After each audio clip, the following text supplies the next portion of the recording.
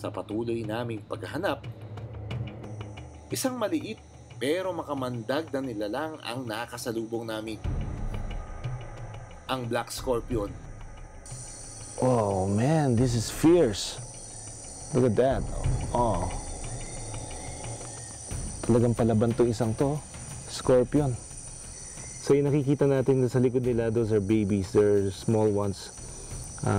About to change their form already. Yung brown sa likod na yan, yun yung mga maliliit na babies niya. So yung nanay dito lang siya. Hihintayin niya mapisa lahat yan. Ang hayop na ito ay ilan lang sa 25 species ng makamandag na alakdan.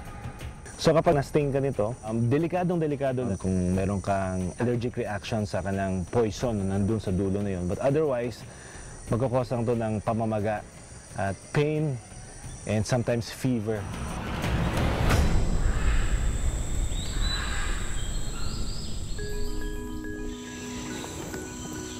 Sa sumunod na araw, hahanapin naman namin ang pinakamaliit na unggoy sa buong mundo, ang Pygmy Marmoset.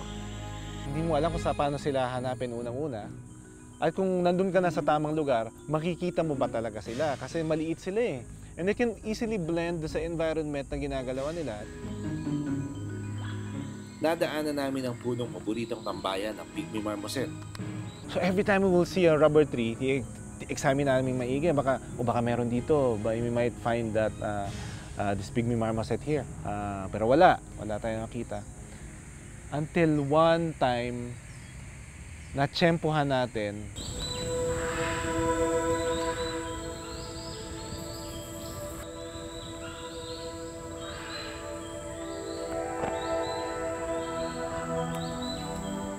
This is once in a lifetime opportunity na makuhanan natin yung ganitong klaseng hayop.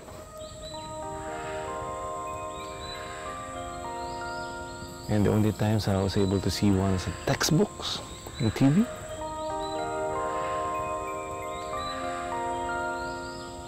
Kasing liit lang ito ng tarsier sa Pilipinas.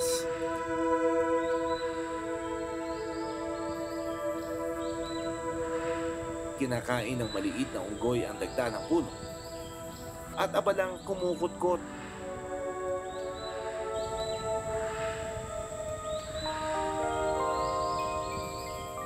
Tignan mo, nasa bark lang siya ng tree, nakakapit at palipat-lipat lang siya ng lugar ng pwesto niya para manginain.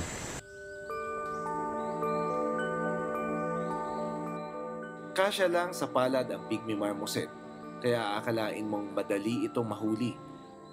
Pero may kakayahan ito para makaiwas sa predator. Makikita mo yung rotation ng kanyang ulo, na it can turn its head around all over na parang just like an owl. That's another adaptation kasi kung biruin mo kung ganito klaseng kaliit na unggoy na nandun sa nakakapit sa puno, it's very vulnerable to other predators like birds to easily catch it at kainin. No? And also, meron siyang mga malalaking mata na para makita yung nasa paligid niya.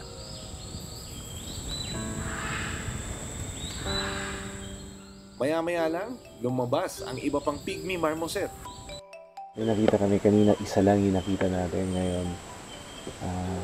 Family o isang troop ng Pygmy Marmoset. And looks like ito yung paborito nilang puno. Kasi ang dami nila dito sila nag-congregate. And most likely, they like the sap that comes out of the bark of this tree. Hanggang sa ngayon, patuloy pa rin silang hinahunt for illegal wildlife trade. Patuloy pa rin yung pagkaunti ng kanilang bilang. For us to see na may mga babies silang kasama, it always emits a happy feeling for us. Kasi alam mo na despite all these threats, patuloy pa rin silang nagpaparami.